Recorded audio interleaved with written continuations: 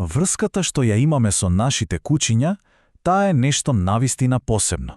Толку е длабока, исполнета со љубов, за која реално не ни требаат зборови. Но што се случува во тие последни, тивки моменти? Ајде да погледнеме подлабоко во таа неверојатна врска и знаците на збогување. И тука доаѓаме до едно прашање, кое си го поставиле многуми нашто имале миленик.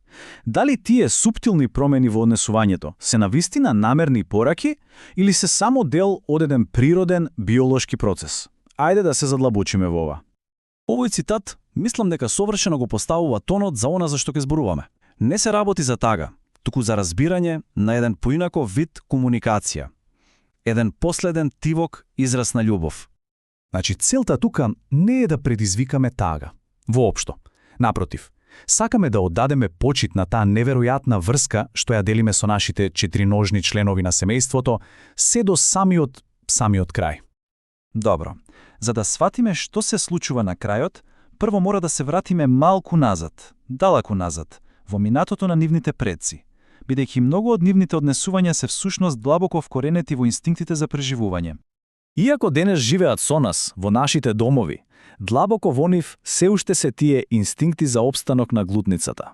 А во нивниот свет денес, па ние сме нивната глутница, ние сме центарот на нивниот универзум.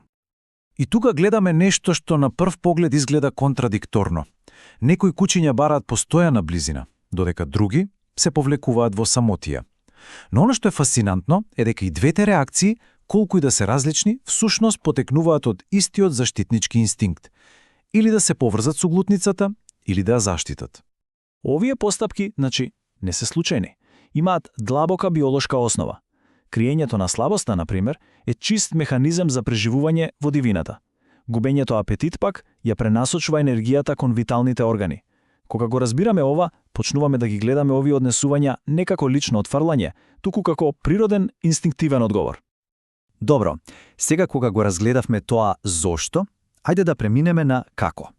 Кои се тие специфични, видливи знаци, кои може да ги толкуваме како збогување? Првото нешто е нешто што се нарекува преградка со очи. И ова не е само обичен поглед, не. Тоа е оној долг, длабок, душевен поглед, кој е навистина моќен обид за поврзување. Тоа е длабока, невербална комуникација која го зајакнува чувството на поврзаност во најранливите моменти. Потоа имаме еден феномен кој често може да збуни. Последниот налет на енергија. Одеднаш, кучето кое било многу слабо, добива краток излив на енергија. И лесно е да се помисли дека му е подобро, но ветеринарите велат дека тоа е често еден последен, свесен момент на интеракција. Еден вид подарок, за да се создаде уште еден позитивен спомен пред телото конечно да се исклучи. Има еден баш трогателен пример за ова, приказната за Чарли. Неговиот сопственик раскажува како кучето со недели било летаргично, безволно и потоа еден ден однеднаш станува, го носи топчето и сака да си игра. Тоа не било закрепнување, туку еден последен радосен момент на поврзување. Освен овие, да речеме, поголеми гестови, има и други посуптилни знаци. Кучето одеднаш станува нечија сенка, го следи секој чекор. Или пак може да понуди омилена играчка како последен подарок. Дури и куче кое никогаш не се качувало на каучот, може одеднаш да се смести до сопственикот. Овие постапки покажуваат дека во тој момент поврзувањето станува поважно од правилата. Но дали е сето ова само инстинкт? Ајде да одиме чекор подлабоко. Бидејќи кучињата не се само роботи кои ги следат инстинктите. Тие се неверојатно емоционално интелигентни и секогаш се прилагодени на нашите чувства. И ова е можеби најважната поента – нивната емпатија. Многу експерти веруваат дека последните постапки на кучињата не се само за нив, туку и за нас. Тие се свесни за нашата тага, за нашата вознемиреност и се обидуваат да не утешат. Да ја земеме приказната за Макс, еден граничарски коли. По една многу тешка ноќ поради проблеми со срцето, неговиот сопственик веќе ја донел најтешката одлука, но токму тогаш Макс направил нешто сосема неочекувано. Со сета сила што му останала, стариот пес отишел до плакарот, до местото каде што му стоел поводникот. Не лаел, не цвилел, ништо. Само седнал и гледал. Од поводникот кон сопственикот и назад. Намерата била кристално јасна.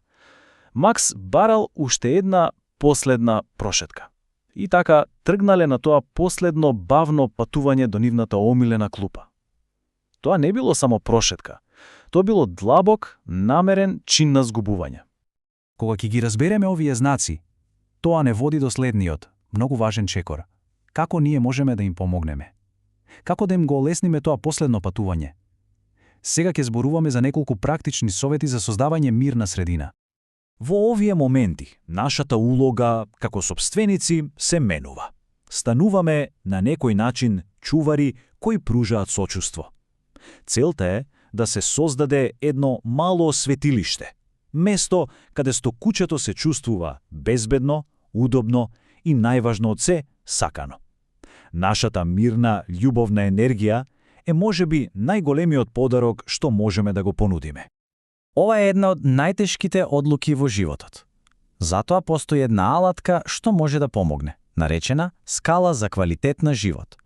Со објективно оценување на овие фактори, може да се добие појасна слика за тоа дали основните потреби на куќето се задоволени и дали се уште доживува некаква радост.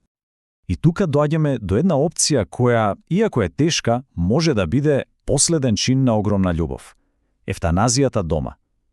Со ова се избегнува стресот од возење до ветеринар, од студената клиничка средина. Процесот е мирен, достоинствен и овозможува нежно збогување, ставајќи крај на страдањето. И кога ќе дојде крајот, загубата остава огромна празнина. Нормално е. Затоа, сега ќе се фокусираме на процесот на зацелување и на она што останува после се. Болката што ја чувствуваме е всушност директен одраз на длабочината на љубовта што сме ја споделиле. И таа врска не исчезнува туку така. Таа се трансформира и станува дел од нашата приказна. Сведоштво за љубов толку моќна што се обидува да се комуницира дури и на самиот праг на животот. И така, целата оваа анализа не остава со едно длабоко прашање на крајот. Тоа последно збогување не е само крај. Тоа е наследство, еден вид потсетник за сите нас да бидеме малку потрпеливи, малку поверни и малку порадосни.